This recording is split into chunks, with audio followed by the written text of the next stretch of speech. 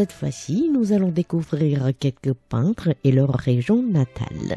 Commençons par Huang Jingshan qui a peint cette œuvre intitulée « Bateau du pays sud ».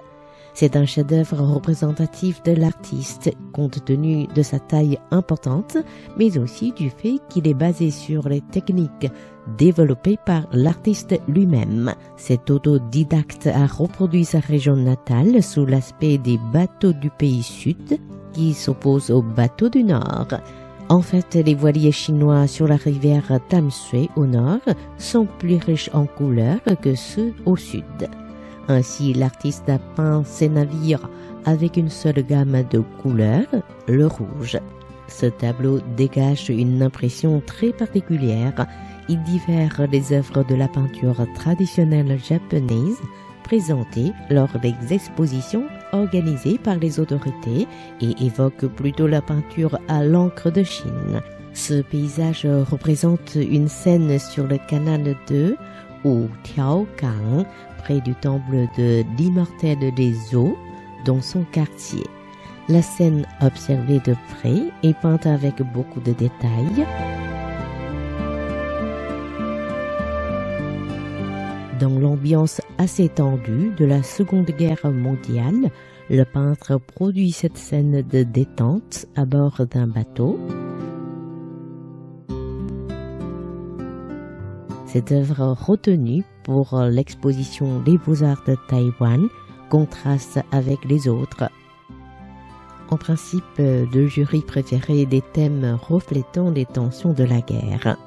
Mais l'artiste a choisi une atmosphère tout à fait contraire en présentant quelques personnages au repos.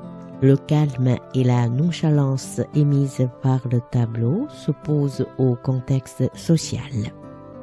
Né à Tainan, Huang Jingshan exprime clairement son origine dans son œuvre.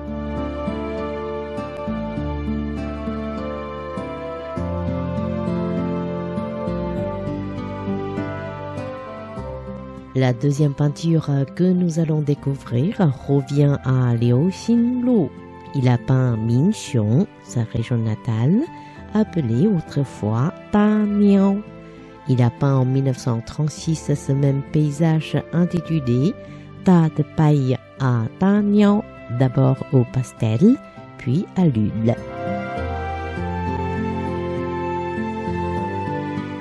Cette œuvre qui évoque l'impressionnisme de l'Occident serait une œuvre d'exercice.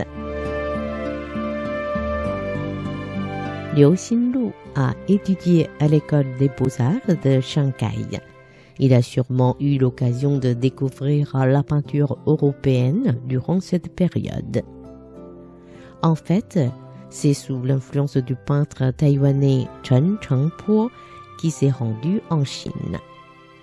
Il a certainement eu des échanges avec lui à Shanghai.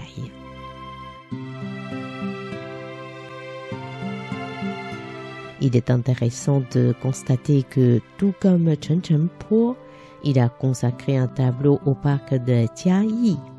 Pendant de longues années, par erreur, cette œuvre peinte en 1938 avait été datée de 1928.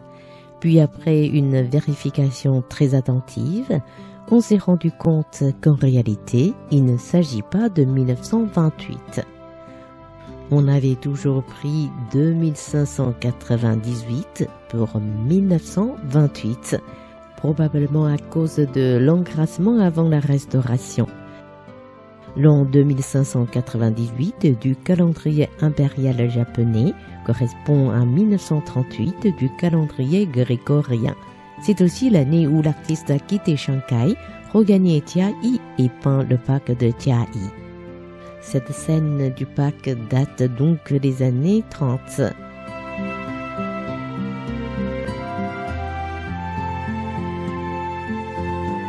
Ye Huocheng est originaire de Fengyuan. En 1927, lorsqu'il étudiait à l'école normale de Taipei, il a déjà vu son œuvre Un coin de Fengyuan, retenue pour l'exposition des Beaux-Arts de Taïwan. Bien qu'il ne s'agisse que d'une aquarelle peinte par un étudiant, on voit que le jeune homme maîtrisait déjà l'art de la composition.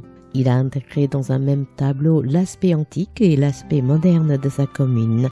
Ainsi, les immeubles de l'ère Taisho de l'époque japonaise sont associés aux poteaux électriques.